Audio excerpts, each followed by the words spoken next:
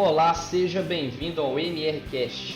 Eu sou o Matheus e hoje nossa convidada é a Juliana Mantovani. Juliana Mantovani é CEO da DataC Sistemas. E aí, Juliana, como você está? E aí, Matheus, eu tô bem, é uma honra para mim fazer parte desse seu projeto aí, que inclusive acredito muito, acho que tem muito a acrescentar a a toda a sua audiência, e queria te agradecer aí a oportunidade de estar participando aí desse seu projeto, e é isso, vamos lá. Show de bola. Então, para você que está nos assistindo aí no YouTube, né, você pode colocar algum comentário aqui no nosso vídeo, que a gente vai estar sempre a posto para responder. Você que tiver aí no Spotify, você também pode ver o nosso link do canal do YouTube aí em cima. Acompanhe a gente por lá, que é sempre bacana. Bom, hoje o assunto aqui, nós vamos estar falando de líder para líder. E para você aí que está empreendendo, você que tem uma equipe, a gente vai dar umas dicas aqui, contar um pouco, né, como que é a nossa vida dura de líder, mas assim, tem muitas coisas bacanas aí que você vai se interessar. Juliana, antes da gente iniciar propriamente nesse assunto aí envolvendo os desafios da liderança no dia a dia, conta um pouquinho pra gente aí a sua história. Então vamos lá, né? Eu tenho 29 anos, estou à frente da DataC há mais ou menos 5 anos, há mais ou menos não, exatamente 5 anos. E eu me formei em engenharia civil, me formei há 5 anos atrás, exatamente quando eu formei, eu fui para a DataC, e eu me formei em engenharia civil, né? Então, me formei em 2015, e naquele momento a engenharia não era um mercado muito promissor. A gente estava vivendo alguma época meio de recessão, a economia não ia muito bem, e as oportunidades nessa área não eram tão atraentes. Apesar de que eu gostava demais assim do curso, da profissão, sempre me identifiquei bastante com engenharia, mas assim, não era uma coisa tão atraente naquele momento. E ao mesmo tempo, a DataC, né, que é a empresa do meu pai, é, estava vivendo um momento em que meu pai estava começando a se distanciar do negócio, né? Ele estava ficando mais distante mesmo, naquela fase de deixar os próprios colaboradores tomarem frente, tomarem as decisões. E eu vi ali uma oportunidade, né? Um negócio da família, um negócio muito promissor, que tinha um futuro muito bom, assim, o nosso mercado é mercado de tecnologia, então é, eu acreditava naquela época que poderia trazer bons frutos, não somente para mim, né, como profissional, mas para minha família, como uma empresa mesmo, né? Assim, o negócio da família estaria bem cuidado, estaria bem olhado se eu me dedicasse a isso. E na época eu conversei com meu pai sobre isso, falei, pai, o que você acha de eu ir assumir a empresa e tal? E ele não quis opinar. Ele falou, olha, eu não quero me responsabilizar por essa decisão. Então, porque senão lá na frente, se não der certo, você vai me culpar por isso e eu não quero carregar isso. E acabou sendo uma decisão minha. Eu tive que analisar os prós e contras e acabei decidindo é, tentar aí a minha carreira na empresa do meu pai. E eu formei em engenharia civil, empresa de tecnologia, para quem não sabe, a gente desenvolve sistemas, né? A gente tem duas frentes de trabalho hoje, dois produtos principais, que é para a indústria, todo a parte de gestão administrativa, né, da empresa, um ERP mesmo, para indústria e comércio, e a parte de escritório de contabilidade, né? E então a gente desenvolve softwares aí, esses softwares que faz toda a parte contábil das empresas e a comunicação com os órgãos do governo aí, né? Então, não tem nada a ver com a minha formação original, né? Então, eu não sabia muito bem sobre o mercado, não entendia de tecnologia, não sabia programar, não sabia nem o que era de fato os nossos produtos, né? E aí eu divido a minha carreira, que eu tenho construído até hoje, em três fases principais na DataC. Que a primeira fase foi a fase de aprendizado. Eu ia para a DataC, sentava do lado de um funcionário que tinha o cargo de liderança na empresa, era um gestor administrativo assim, e aprendendo com ele algumas funções básicas, bem burocráticas, inclusive, que eram coisas que meu pai achava interessante de que eu aprendesse naquele momento. E naquele momento eu fazia isso, ficava do lado do Sander, né, tentando aprender com ele as coisas que ele fazia, tentando entender do negócio. E assim, eu lembro que em alguns momentos eu achava que não ia conseguir, construir uma carreira ali, porque eu não entendia nada que o pessoal falava, né? Eu via o Rafael, o Thiago, desenvolvedores, né, conversando entre eles, usando termos completamente técnicos do negócio, e eu não entendia muito bem, ficava meio por fora. Então, essa foi uma fase bem difícil para mim, assim, que o meu foco era realmente aprender onde que eu estava, qual que era o terreno ali, conhecer as pessoas que estavam envolvidas no negócio, conhecer clientes, conhecer o nosso produto de verdade. E foi uma fase que exigiu muita humildade minha, né, de mesmo estar entrando ali como herdeira do negócio e tal, então eu tive que é, encarar que eu não sabia nada de fato naquele momento e que eu precisava aprender. E aí eu considero isso uma fase inicial aí do meu momento na DataC, que deve ter durado em torno de um ano e meio, né? Acho que você pode até me ajudar, né, Matheus? A lembrar disso. Acho que mais ou menos um ano, né? Que eu fiquei mais ou menos nessa fase aí, meio que só observando, sem tomar nenhuma decisão. Tudo levava para o meu pai para a gente resolver. Se não me E engano, foi isso observando mesmo. um ano e meio mais ou menos, né? Exato. Se eu não me engano, acho que foi, se eu não me engano, acho que foi isso mesmo. Mais ou menos isso daí. Isso. Aí depois disso eu vi, cara, eu preciso me posicionar como autoridade nesse negócio, né? Porque já que eu vou assumir o negócio da família, eu vim aqui para que o meu pai não precisasse mais ter responsabilidade com a empresa e assumir o lugar dele, eu preciso conquistar esse espaço, né? Eu não posso simplesmente, porque eu sou filha do dono, eu tenho esse espaço já garantido. Não, eu não vejo dessa forma. Então, eu comecei numa jornada de me tornar referência em alguma coisa na DataC, para as pessoas que já estavam lá, que já dominavam o nosso negócio. E nesse caminho, eu queria uma maneira de gerar valor para a DataC, para o nosso negócio, para a nossa empresa, em algo que as pessoas ainda não estavam fazendo. E o caminho que eu encontrei foi a área de marketing e comercial, que é uma área que a DataC tinha bem defasada. Assim, o meu pai, ele era um cara técnico, ele desenvolveu o produto do zero, então ele tinha essa visão, ele era muito visionário, ele sabia onde ele queria chegar, o que ele tinha que gerar, mas a parte comercial, né, que anda muito junto com essa questão do desenvolvimento do produto, era uma parte meio defasada que a gente tinha na DataC, não era uma coisa que tinha muita energia despendida a essa área. E foi assim, não sei se coincidentemente ou se porque eu vi essa necessidade, então aproveitei a oportunidade, mas foi uma área que eu me encontrei muito, assim, vi que a minha personalidade tem muito disso, né, de ser comunicadora, de gostar muito de falar, de querer fazer essa parte mais social da empresa.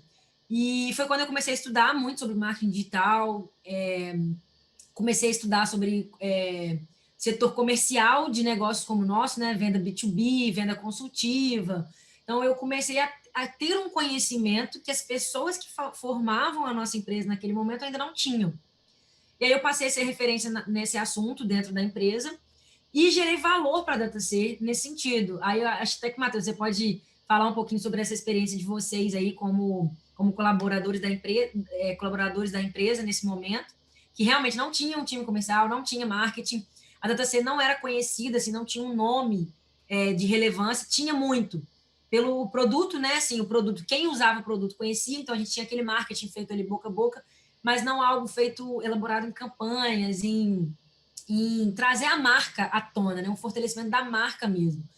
E foi isso que eu me dediquei e assim eu estava gerando valor para a empresa. Eu entendia que estava gerando valor para a empresa. Então a gente pode até saber um pouquinho aí da visão do Matheus com relação a isso. O que vocês sentiram, Matheus? Falando por você, né? Obviamente, mas você tem grande influência com todo mundo, um relacionamento muito legal, então você vai saber falar para a gente como foi isso. Show. Só para situar o nosso público aí, né? Quem está nos assistindo e quem está nos ouvindo, né? Pelo Spotify, a Juliana ela é CEO da DataC e eu atuo na área de liderança de um departamento na mesma empresa, tá? A Juliana ela contou um pouco aí de como, né, da história dela, como que foi começar assim a carreira de líder.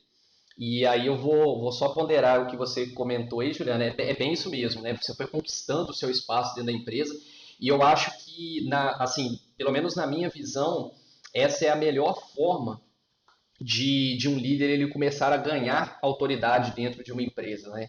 Ele começar a ver o seu espaço ele entender como funciona a engrenagem da empresa, ele ver como que todos os setores ali eles lidam, fazer, né, amizade, vamos falar assim, né, chegar mais próximo das pessoas, né, nas quais a gente está liderando, porque assim, um ponto que é muito comum, que geralmente muitos líderes aí, eles erram, né, de entender que o seu liderado, ele assim, ele não é uma pessoa, vamos falar assim, uma pessoa próxima de você, né, é tratado assim de uma forma diferente. Isso aí é um caminho contrário, totalmente oposto a qualquer sucesso que um líder ele pode ter na carreira dele, pelo menos na minha visão e nos conhecimentos assim, né, que eu e você a gente foi adquirindo com o tempo. Então, assim, respondendo a sua pergunta, realmente foi o melhor cenário possível, você foi conquistando seu espaço e isso foi uma forma assim natural. Quando a gente meio que observou o posto que você estava chegando, você já tinha esse conhecimento da gente, a gente já tinha um conhecimento de você, a gente já trocava muitas experiências. Então isso é bem, bem bacana. É muito legal ouvir isso, porque, inclusive, quando eu entrei na DataC, né, eu comecei a trabalhar lá. Eu lembro que meus irmãos, né, eu tenho 4 irmãos, né, e 2 deles já tinham passado pela DataC.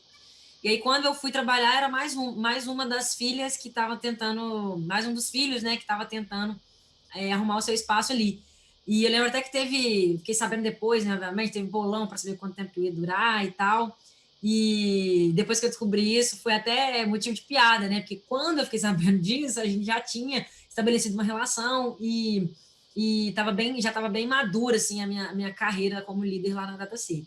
Então foi bem legal essa transição. E hoje, assim, eu posso falar que todo mundo vivendo uma terceira fase aí na DataC. Acho que não abandonei esse posto né, desse segundo momento, que foi o importante para eu construir minha autoridade, né? Que essa parte do comercial e do marketing são áreas que eu ainda toco, estou bem à frente, assim, bem ativa ainda na nossa empresa. Mas hoje estou assumindo uma área que está sendo um grande desafio para mim, que é a parte de gestão de pessoas, né? Tendo um olhar mais macro mesmo da operação e cuidando das pessoas que fazem a operação acontecer. E para isso eu tenho uma grande ajuda aí, né, da nossa consultora de RH e a Nádia, está me apoiando bastante nessa jornada. Tenho muito o apoio dos líderes, né, que tem que construir, os outros líderes da empresa que construíram essa relação bem próxima comigo. E é até legal falar que está sendo um desafio, porque quando eu olho para as fases que eu tive na empresa, todas elas foram muito desafiantes, né? Você entrar numa empresa que você não conhecia nada, que eu não conseguia entender o discurso que era falado ali, né? Os termos que eram usados, foi um grande desafio também. E assim, é até difícil pontuar o que foi mais difícil, né? Se foi entrar e assumir que eu não sabia nada e aprender tudo com humildade, se foi buscar uma área de conhecimento que eu pudesse dominar e gerar valor para os outros colaboradores e para o próprio negócio, ou se é agora que é essa função aí de gerenciar pessoas e de desenvolver pessoas principalmente, né? Eu até prefiro falar que é desenvolver, que é fazer o time entender a visão que eu tenho para o negócio, compartilhar da mesma visão e a gente caminhar todo mundo junto. Acho que assim, são desafios diferentes, mas todos eles bem, bem desafiantes, né? Assim, acho que a palavra é essa mesmo. Isso Então, aí mesmo. basicamente, a minha história é essa, né, Matheus? Se estiver faltando alguma coisa aí, você pode complementar, porque você conhece bastante, você está comigo desde o início, né? Ah, eu acho que não vai faltar nada não, mas a gente vai ter mais uns tópicos aqui pra gente comentar, a gente vai lembrando aí. Mas Ô, foi muito bom Matheus, você pontuar isso. Matheus, inclusive, eu tô me lembrando aqui, você acha que foi o primeiro talento que eu identifiquei sozinha, assim, né? E você já era parte da equipe quando eu entrei, né? Você tá na DataC, acho que o dobro de tempo que eu tô. E você já era parte da equipe, mas você não tinha um cargo de liderança, não tinha. Você fazia parte do time de suporte, né? Atendimento ao cliente. E eu te observava, e acho que você foi a primeira pessoa que eu falei assim: ó, vou postar no Matheus e vou passar umas responsabilidades para ele. E você abraçou assim de cara, né? Acho que você nem. Acho que não sei se você estava esperando alguma coisa desse tipo, ou se você foi pega de surpresa por isso. Mas eu lembro que você foi o primeiro talento que eu identifiquei, assim. Eu tenho orgulho de falar isso que eu falei assim, foi a primeira decisão bem tomada, eu acho, na minha carreira de liderança. Na verdade, assim, eu não tava. Você me pegou de surpresa na questão de estar esperando vamos falar assim, essa oportunidade. Mas, então, assim, realmente foi uma surpresa para mim. Só que, de qualquer forma, né, eu já tinha, como você citou lá no início, né, eu já tinha uma relação muito boa com a equipe. Então, para mim, aquilo foi não foi assim uma coisa muito difícil, né? Não foi uma decisão difícil para eu tomar, né, de aceitar aquilo. Na verdade, aquilo foi simplesmente uma consequência, né, da situação que eu já estava tendo na empresa. E eu, assim, tipo, de certa forma, eu agradeço bastante a oportunidade. Nós estamos aí, né? É isso aí. Bom, Juliana, agora a gente vai passar aqui um pouquinho para como engajar uma equipe, como engajar a sua equipe. Na sua visão, como que você interpreta isso? Matheus, eu acho que engajamento tem algumas coisas. Para você estar engajado, você precisa acreditar na visão, né, que se tem, e entender aquilo com paixão, sabe? Eu acho que engajamento está muito relacionado com entusiasmo, né? Então, uma das maneiras de engajar, eu acho que é você, como líder, estar muito comprometido com a causa que você está defendendo.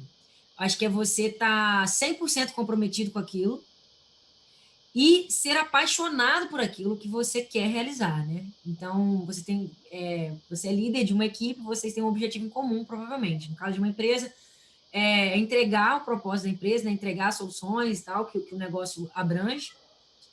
E, e acho que a maneira de estar engajado é isso, você está comprometido muito fortemente com aquilo que você quer alcançar e está apaixonado por aquilo. Ter paixão, ter entusiasmo ao transmitir aquilo para a equipe. E formas de fazer isso, eu acho que pelo exemplo, né? Acho que você, quando está comprometido, você não mede esforços para agir em prol de realizar aqueles objetivos. Então, você tem que dar o exemplo primeiro, você tem que fazer antes de pedir para ser feito. Uma outra forma de engajar muito, eu acho que é reciprocidade, sabe? De você deixar claro para a equipe, para o time que você está liderando, que eles podem contar com você primeiro. E com isso eles acabam entregando de volta, né? Se engajando no propósito que você tem. Outra maneira de engajar e de tornar os objetivos possíveis, na minha visão, é estando acessível para o seu time. Estando acessível para eles e tornando a vida deles um pouco mais fácil, né? Então, a gente é uma visão meio que todo mundo tem, que o liderado, ele comanda, faz as escolhas e que as pessoas vão lá e executam.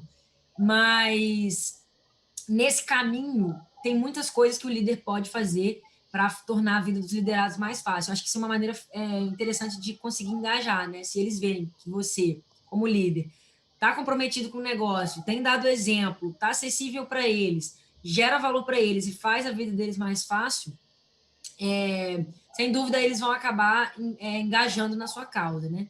E uma coisa importante também nesse momento é você ser transparente e comunicar bem qual que é a causa de fato, né? Para que as pessoas entendam o que você está defendendo, para onde você está indo, como que você pretende chegar lá, para que faça sentido para toda a equipe e eles consigam engajar de verdade. Acho que na minha visão, mais ou menos isso. Acho que é, é uma boa forma de engajar um time. Isso, exatamente. Eu compartilho muito da sua opinião e da sua visão, melhor dizendo. E lembrando, né, que a melhor forma, né, de você liderar uma equipe é por exemplo.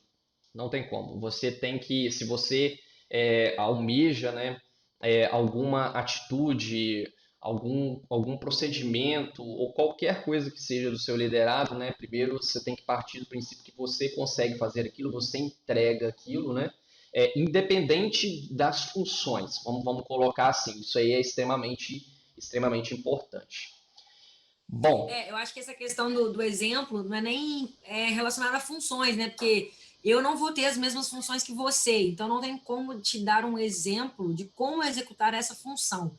Mas vai muito no sentido de valores, né? De princípios, linhas de raciocínio para tomar decisões. Então, acho que o exemplo é bem nesse sentido, assim, de valores, né? De posicionamento, de comportamento. com certeza, exatamente isso. Próximo tópico aqui, Juliana, que é bem relevante da gente conversar, seria como agir com colaboradores que não conseguem cumprir as suas tarefas ou suas metas? Olha, Matheus,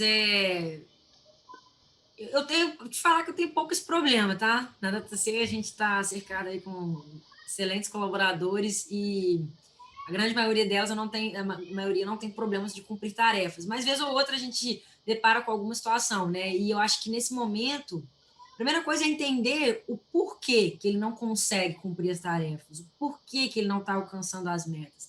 É ter empatia, chegar para ele sem julgamento e falar o que está acontecendo e se colocar no lugar dele, para aberto a entender o que de fato está acontecendo. Às vezes o problema não está exclusivamente debaixo da responsabilidade dele, e aí você precisa entender isso também. E a partir do momento que você entende, trabalhar muito bem a comunicação, né, e deixar claro o que você espera, porque às vezes o motivo de não estar cumprindo as tarefas é porque não está claro o que a gente está esperando, nós como líderes estamos esperando dos liderados, e comunicação e transparência nessa fase, né, de você entender o que ele está querendo, entender o porquê ele não consegue cumprir o que tem que ser cumprido e comunicar a ele o que de fato você precisa. E aí, depois disso, junto com ele, né, elaborar um plano de ação de como fazer para que isso possa ser aqueles objetivos e aquelas tarefas possam ser alcançadas. Então, eu acho que entender o porquê que aquilo não está acontecendo, comunicar o que de fato é necessário que aconteça e, e desenvolver junto um plano de ação possível de ser executado para que aqueles resultados sejam alcançados, né? Porque às vezes alguma meta não está sendo alcançada, uma tarefa não está sendo cumprida, pelo simples fato de não ser possível aquilo naquele momento. Então a gente precisa entender isso também.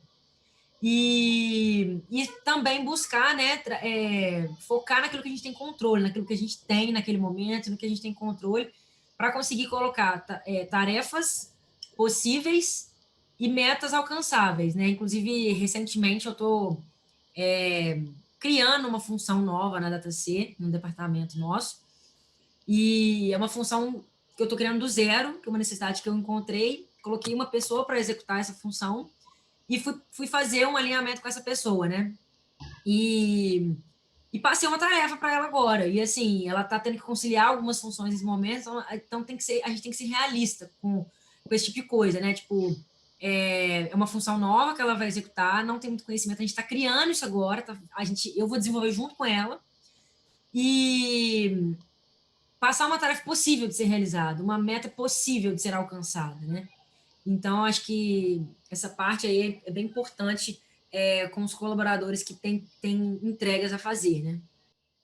Para você que está nos ouvindo aí, que está nos assistindo, uma outra dica aí só para complementar esse ponto de vista, Juliana, é o feedback, tá? Isso é extremamente importante. Então, assim, é sempre entender mesmo o real motivo, né, daquela tarefa ou daquela meta não ser cumprida e, de certa forma, você passar esse feedback para o seu colaborador, que com feedback é mágica. Feedback, É sempre que mágica. você faz o feedback ali, não só quando você faz, até quando você, líder mesmo, recebe, que isso é um outro tópico que a gente pode comentar em um outro podcast aqui, mas é uma coisa assim bem relevante também, que feedback engrandece muito o nosso lado profissional. O feedback, na verdade, é um resumo do que eu falei aqui, né? Tudo que eu falei são passos para se dar um feedback, né? Ser empático, elaborar uma comunicação eficiente, né? Que a pessoa entenda e fazer um plano de desenvolvimento, né? Um passo a passo ali de como alcançar aquilo. Acho que basicamente o feedback é isso aí. Ótimo. Juliana, agora sobre planejamentos. Como você demonstra os mesmos para a sua equipe? Olha, Matheus, confesso que você me deu uma rasteira aí agora, cara. Planejamento, assim, o meu perfil é muito comunicador, executor, né? Assim, gosto muito de falar e planejamento mesmo, assim, aquele de fazer um passo a passo e pensar a longo prazo, de colocar no papel. Eu falo bastante nesse quesito. E, inclusive, eu acho que a grande maioria das lideranças da DataC, inclusive você, são pessoas que me complementam muito nessa área. Então, eu não sou muito boa em planejar, mas eu soube bem escolher a galera que gosta dessa área, né, de planejar. Mas confesso que é uma área que eu quero me desenvolver ainda. Quero ter planejamentos, assim, na risca mesmo, para a gente colocar em execução. Mas uma coisa que eu tenho, assim, nesse ponto, eu acho que sobre planejamento, você vai falar melhor do que eu sobre esse assunto, eu vou deixar esse ponto para você, mas eu sou muito, até por causa do meu perfil mesmo, eu sou muito sonhadora, né? Então, eu tenho um sonho muito grande para o nosso negócio, para a nossa empresa. E o que eu faço com esse sonho, né? Não fiz ele virar um planejamento ali nos trilhos direitinho, né? Com coisas para 2 anos, 3 anos, 5, 10, 15 anos a chegar. Mas eu tenho um sonho muito grande. O que eu faço é comunicar ele de forma muito clara para todo mundo. E eu acho que isso é um ponto interessante que quando eu falo do meu sonho, eu tô deixando claro que eu acredito nele. E eu acho que isso automaticamente, só de falar deles, né? Eu acho que de falar abertamente da maneira como eu falo na DataC, eu acho que isso já causa um engajamento das pessoas nisso e já possibilitam com que elas acreditem nesse sonho também. Então, o que a minha contribuição nessa área pode ser falando disso, né? De que eu sonho muito e que eu gosto de deixar claro para as pessoas os meus sonhos, onde que eu penso em chegar. E eu acho que isso é uma forma de transparecer aí para a equipe, que eles, inclusive, que eles precisam planejar, né? Que eu acho até que é o ponto que você pode falar muito bem aí, como que você faz isso com a sua equipe, como que você traduz aí os sonhos aí que eu trago para vocês em planejamento e como que você passa para a sua equipe. Essa parte da comunicação ela é bem importante, porque por mais, né, que você não tenha assim, um projeto, vamos falar assim, pronto e apresentável, né, das ideias para você passar para a sua equipe, o simples fato de você comunicar onde você quer chegar já dá uma visão, assim, por mais que ela não seja muito completa, né, para as pessoas que estão absorvendo, mas a pessoa já tem um norte, já sabe mais ou menos ali o que ela tem, qual que é o trajeto que tem que ser feito, né, para chegar naquela determinada etapa. Partindo para o lado de quem é mais metódico, né, segundo a Juliana, assim, que fala muito do nosso tipo de liderança sobre planejamento e tal, para quem já tem esse tipo de hábito, uma dica aqui é assim, por menor que seja o seu projeto, por mais simplificado que ele seja, é ideal que você faça uma reunião, pelo menos com o seu time, né, as pessoas mais próximas ali de você, e consiga transparecer para eles qual é o objetivo e qual vai ser o caminho, né, que vocês vão trilhar para estar chegando naquele determinado ponto. Caso, né, você já tenha um planejamento assim mais completo e que você possa meio que interpretar de que uma reunião só não basta, aí o ideal aqui é dividir isso em alguns pontos específicos, né, e ir complementando isso conforme reuniões e outros procedimentos, né, que você for tá passando aí para os seus liderados. Isso aqui é bem importante porque assim é um ponto que a Juliana aqui comentou. Por mais, né, que o seu sonho seja muito grande ou o seu objetivo ele seja assim muito distante, vamos falar assim, do ponto que nós estamos agora, é ideal que tenha essa comunicação justamente para a sua equipe já ir absorvendo isso, para já ir entendendo, né, para onde vocês estão caminhando. Então, isso aí é bem relevante. Se você tiver um planejamento, tenta passar aí para os seus liderados alguns detalhes que possa norteá-los, né? E se não tiver um planejamento, foi o caso que a Juliana comentou aqui, pelo menos já passa a sua visão, porque assim, nada melhor do que uma equipe entender para onde toda a empresa ela está caminhando, né? Isso aí fica muito mais simples para ser absorvido.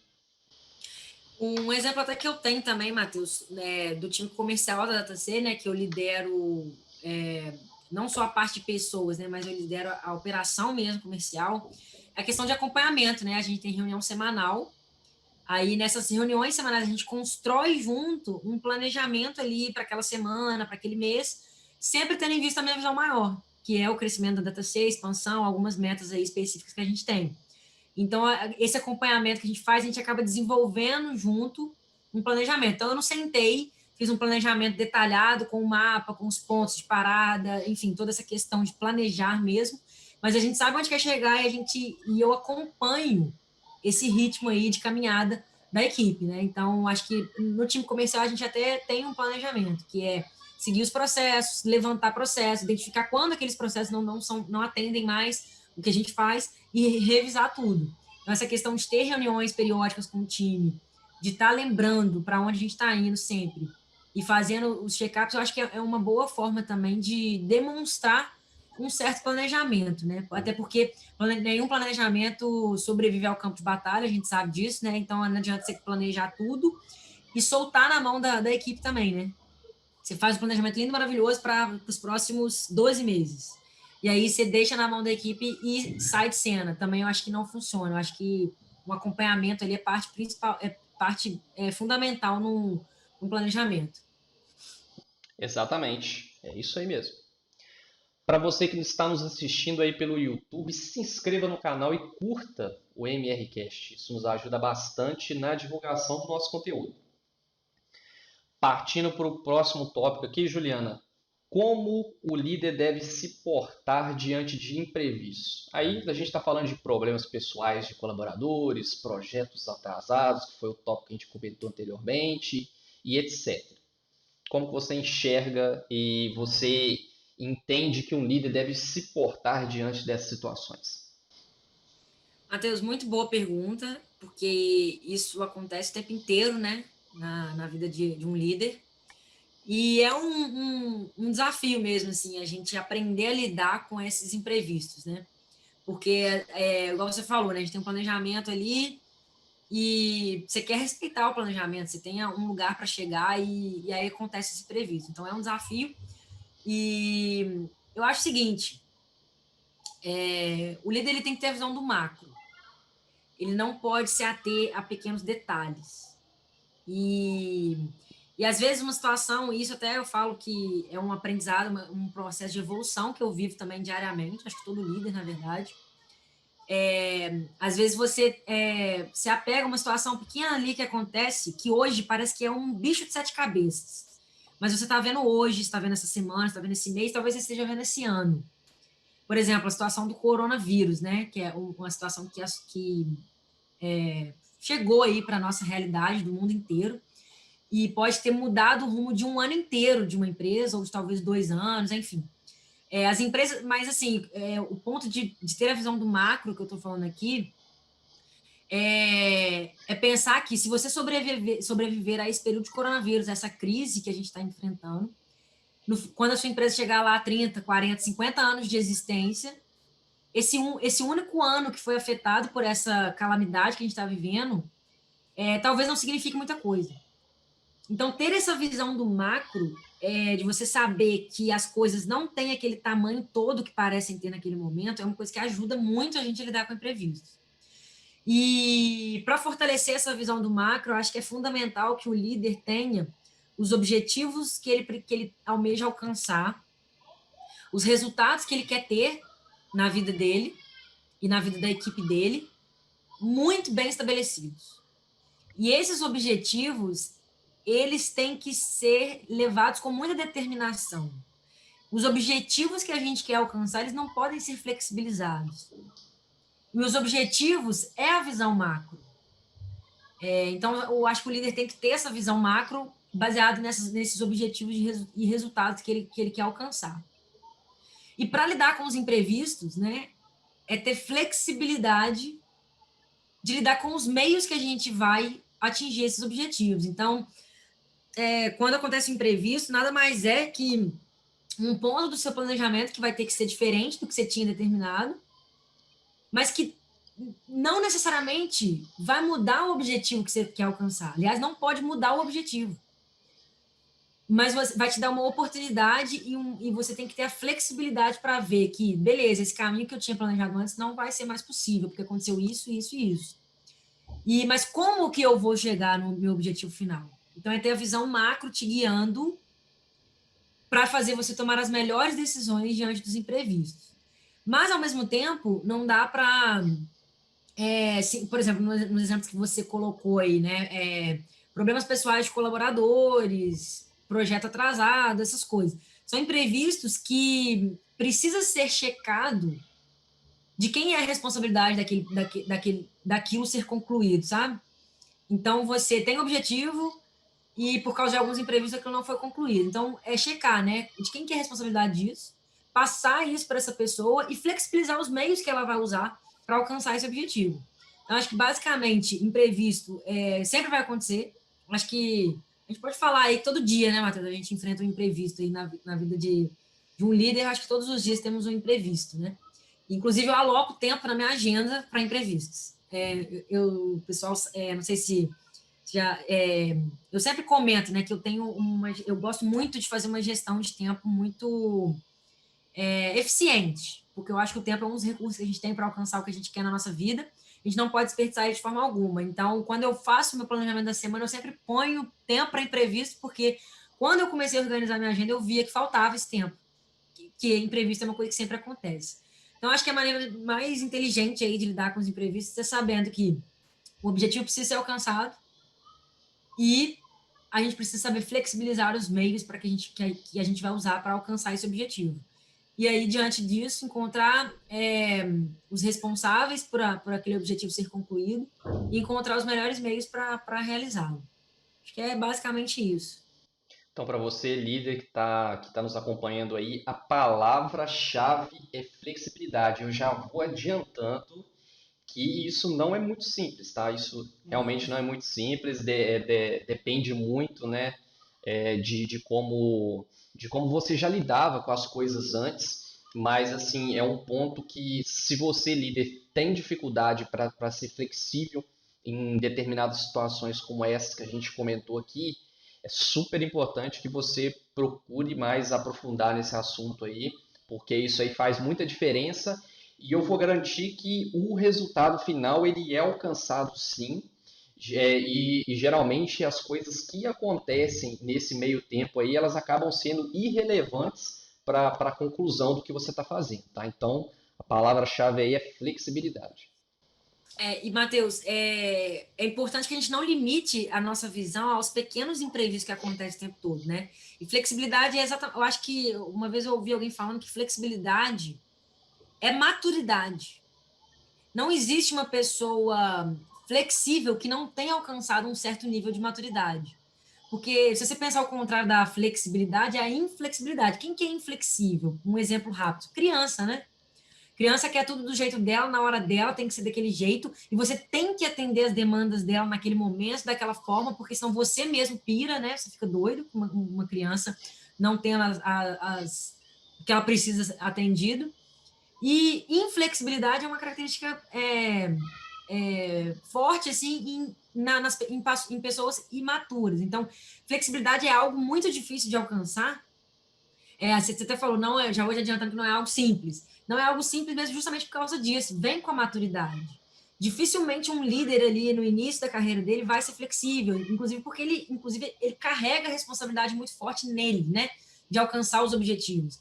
Então acaba que ele acha que tem que ser daquela forma que ele determinou, daquele jeito, naquele horário, com aquele meio. Porque ele carrega a responsabilidade muito forte. Mas o bom líder é aquele que divide a responsabilidade com o time e aí sim ele começa a conseguir flexibilizar mais, porque ele alcança um certo nível de maturidade nisso aí. Então, muito difícil, sem maturidade, alcançar a flexibilidade. Eu acho que é por isso que esse é o desafio grande da flexibilidade, né? Faz sentido para você isso que eu tô falando? Pô, com certeza. Eu falo que é um desafio justamente pelos pontos, né, que você abordou aí. O líder, né, quando ele começa a carreira dele, lembrando, né, que a gente está falando aqui de líder e tal, mas aí na sua empresa, se você é um empreendedor e você não tem, né, uma pessoa de cargo de liderança, você é o líder, né, de fato, daquele ambiente de trabalho. Então, assim, são muitos desafios que a gente tem no nosso dia a dia de líder e, consequentemente, a gente vai construindo, vamos falar assim, essa casca, né? A gente vai tendo esse know-how aí com o tempo e a gente vai amadurecendo muito essa parte aí da flexibilidade. eu citei lá o ponto de ser assim difícil, justamente que para quem é mais ansioso por resultados, que foi o ponto que você comentou ali, essa pessoa meio que se perde naquilo, fica sempre focado, né, naquele resultado final e acaba, né, não deixando que a sua visão fique atento no caso para esses tipos de situação que vão acontecendo aí no cotidiano. Então assim, você não é que você sempre tem que ter um plano B, é que você sempre tem que ser flexível para situações igual a essa que acontece. E o líder ele sempre, né, vai arranjar uma outra forma, né, de solucionar o problema ou de cumprir aquela determinada tarefa. Isso parte muito da nossa responsabilidade também. É isso aí. Exatamente isso aí que você falou.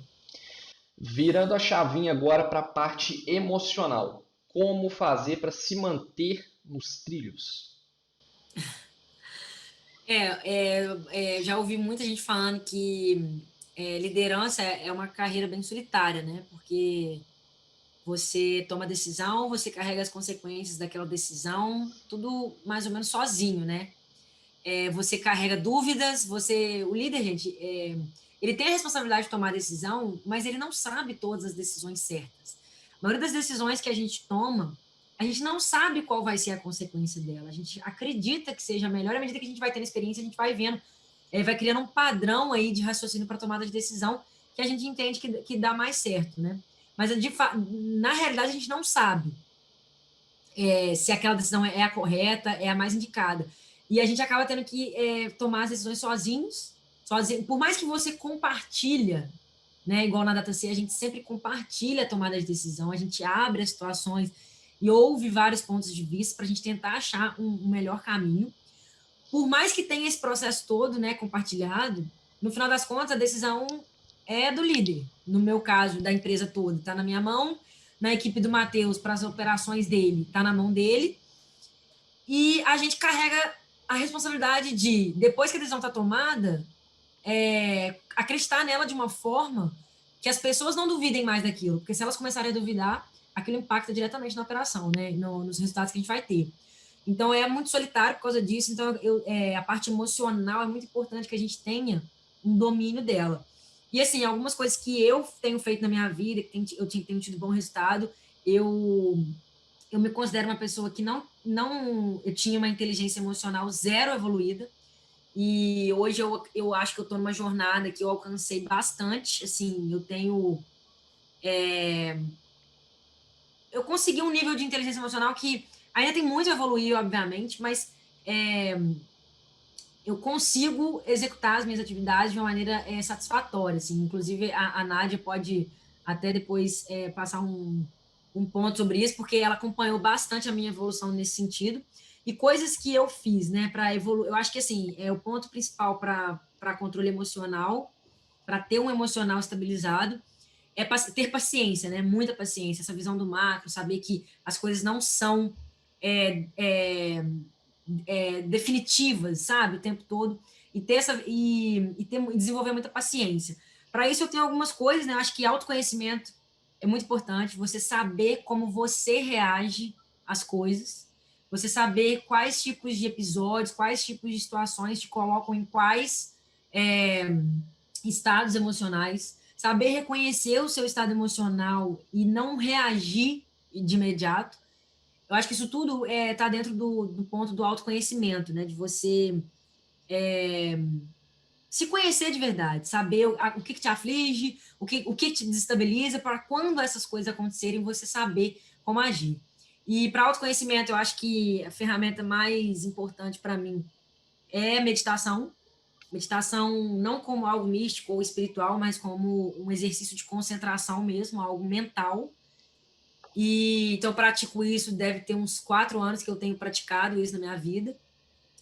Assim, bem rigoroso mesmo, não falar que todos os dias é mentira, né? Mas ter um hábito de meditar é algo que eu trago na minha vida já tem um tempo. E uma rotina de autocuidado muito grande, né? Eu tenho no meu calendário, eu falei sobre a gestão de tempo que eu tenho um momento na minha manhã que eu tiro para cuidar de mim. E isso é sagrado para mim, sabe? Porque eu acho que na vida de um líder é muito importante que você, como pessoa, esteja pleno e preenchido. para conseguir, que a liderança nada mais é que um trabalho de serviço, né? A gente está servindo a um time. E esse time, essa empresa, esse negócio, esse empreendimento, qualquer esse departamento que você lidera, ele precisa do seu melhor. E não tem como a gente dar o nosso melhor se a gente não estiver tendo da gente mesmo o nosso melhor. Então, tem algumas atividades aí que eu faço pela manhã, que eu chamo que eu chamo de rotina de autocuidado mesmo, que consiste em ler. Ler, para mim, é sagrado, eu sempre estou lendo. Isso, ao mesmo tempo, não é só pelo fato de ler e estar agregando conhecimento. É pelo momento que eu dedico ali de estar cuidando da minha mente, de estar mostrando para mim que eu crescer e eu evoluir é importante para mim. E então, esse momento de autocuidado, eu tenho a minha parte de meditação, a parte de leitura, uma atividade física, que não é todos os dias, mas assim, praticamente todos os dias. E aí varia, né, de época para época, mas eu gosto de exercícios de alta intensidade, que me tiram o foco um pouquinho do resto da minha vida e me faz me concentrar muito no momento presente. Então, então eu acho que para lidar com o emocional, você tem que ter um momento para você. E nesse momento para você, você precisa ter autoconhecimento para saber o que faz você estar no seu melhor estado sempre. Claro que não é sempre, né? Tem dia que você acorda, tá de saco cheio e você não quer fazer nada. Mas à medida que você vai criando essa rotina, Matheus, de fazer isso sempre, você acorda mal um dia e você sabe que se você não fizer aquilo, vai ser pior no final do dia, sabe? Você vai chegar no final do dia não tendo feito o que você tinha que fazer, e aí aquilo não é melhor. Então você acaba fazendo só porque você tem que fazer mesmo, porque aquilo vai te fazer ficar melhor. Então você entra num ciclo bom aí, né, de cuidar de si mesmo, se preparar. Eu até costumo falar que eu gosto de cuidar de mim de manhã, porque tem muitas pessoas que falam, você pode... essa rotina de autocuidado não precisa ser necessariamente de manhã, né? Tem que ser um horário que você consiga fazer. Mas eu gosto de ser de manhã porque eu lido com isso como se eu tivesse cuidando de mim primeiro, para que depois eu estivesse pronta para cuidar do resto, né? O resto, não como o resto, mas cuidar da minha empresa, cuidar das pessoas que dependem da minha liderança, cuidar dos negócios que a gente faz, cuidar da minha família, cuidar das pessoas que estão ao meu redor. Então, eu gosto de me preparar primeiro. Acho que isso é muito importante para que eu consiga manter um equilíbrio emocional aí e tomar melhores decisões nesse sentido. Foi muito bom você ter trazido esse ponto, porque eu acho que o líder, tendo controle do emocional dele, conseguindo evoluir essa área, cara, é meio caminho andado. A parte técnica, a parte de gestão de pessoas, vai ser um passo aí que ele vai simplesmente, vai ser uma outra área de conhecimento que ele vai aprofundar. Mas é muito importante que ele tenha o emocional no lugar e saiba o que faz ele ter esse emocional no lugar. Excelentes dicas aí. Essa parte do autoconhecimento é realmente de extrema importância que um líder ele procure saber sobre isso, ele procure se informar sobre isso. E a chave é justamente o que você colocou ali, né? E independente das adversidades, né, que a gente tem durante o dia a dia, né, no nosso trabalho, ou até na nossa vida pessoal e tal, a gente sempre se manter paciente, escutar, né, aquela situação, entender, absorver aquilo, para aí sim você tomar, né, alguma decisão. Eu acho que esses simples pontos já faz uma diferença enorme aí no seu emocional, no dia a dia. Com certeza. Bom, na sua visão, Juliana, o que satisfaz um líder? Eu acho que tem a satisfação de um líder vem de dois pontos muito óbvios, assim, muito claros. Que é alcançar resultados, né? O líder, quando ele alcança um objetivo que ele colocou, é muito satisfatório, né? Você vê lá, você conseguir dar um check, assim, naquela meta, sabe? Eu acho que isso é uma satisfação muito grande. Não só para um líder, acho que para todo mundo, mas principalmente um líder que líder quase não põe a mão na massa, de fato, né? Então, ele orienta muito, ele decide e tal, então não põe muito a mão na massa. Então, quando ele vê o time dele conseguindo alcançar os resultados que ele vislumbrou, é muito satisfatório. E um outro ponto que eu acho que é igualmente satisfatório é a questão de ver o seu time sendo desenvolvido, né?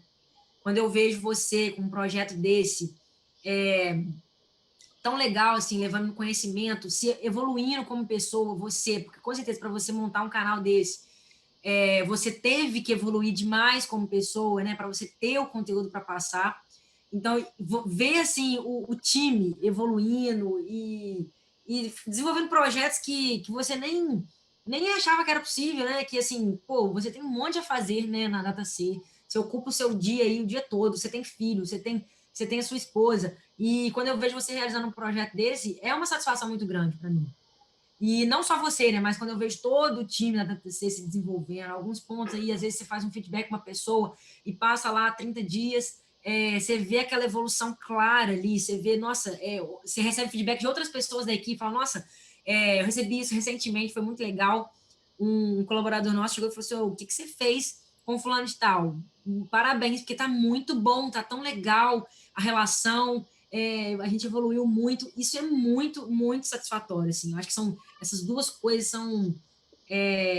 enche o nosso coração de prazer, assim, de alegria, e faz a gente ter muito mais motivação para continuar na jornada, né? É alcançar resultados e ver o desenvolvimento do time. Assina embaixo aí no que você falou com relação à evolução, né, da nossa equipe. Isso é uma coisa que para o líder, né, que realmente vê a equipe ali como parte, né, de todo o trabalho dele, que entende dessa forma a evolução, né, daquele liderado, daquele colaborador, daquele membro, é de extrema satisfação para a gente. Assim, ela alcançar o próximo nível, você ter feito parte, né, daquela caminhada que aquele colaborador ele trilhou. Então, assim, complementando, eu acho que é bem isso mesmo. Juliana, eu gostaria muito de agradecer a você, né, por ter aceitado a estar participando aqui do podcast, essa conversa nossa aqui descontraída sobre liderança. Eu acredito que a gente tirou muitas dúvidas aí do pessoal, a gente compartilhou um pouquinho das nossas dores também, mas no final é muito gratificante essa caminhada nossa, essa nossa realização, vamos falar assim, né, das atividades que a gente presta como líderes, né? Vou deixar as considerações finais para vocês, Juliana. Matheus, eu que agradeço a oportunidade. Queria te parabenizar novamente aí por esse projeto. Acho que um dos valores da DataC é compartilhar. Você, mais que ninguém, tá colocando esse valor em prática aí através do seu canal. Fico muito feliz de ver isso.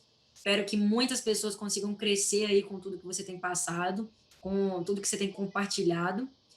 E eu acho que fica aí de liderança, né, de lição aí para os líderes, né, é que é uma jornada difícil, é muito desafiante, mas os resultados vêm quando você se dedica, quando você sabe onde você quer chegar. Eu acho que determinação é muito importante para líderes.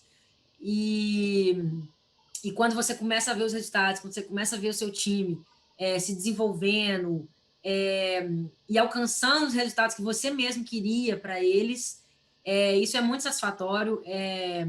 Eu acho que é recompensador demais. E que fique isso para liderar não é fácil, mas por isso que faz assim essa tarefa ser tão legal assim, né? Tão gratificante no final das contas. E na verdade todos nós no final das contas somos líderes, né? Líderes de nós mesmos. Eu acho que a primeira pessoa que a gente tem que conseguir liderar é a gente mesmo. E é isso, parabéns demais pelo seu canal. Estamos aí à disposição quando quiser trocar ideia sobre algum outro assunto também. Fique à vontade, vai ser uma honra para mim participar sempre que possível. Um abraço para vocês, obrigado aí pela audiência de todo mundo. E é isso. Obrigado você ouvinte aí do Spotify, você que está nos acompanhando no YouTube. Estamos indo nessa e até mais.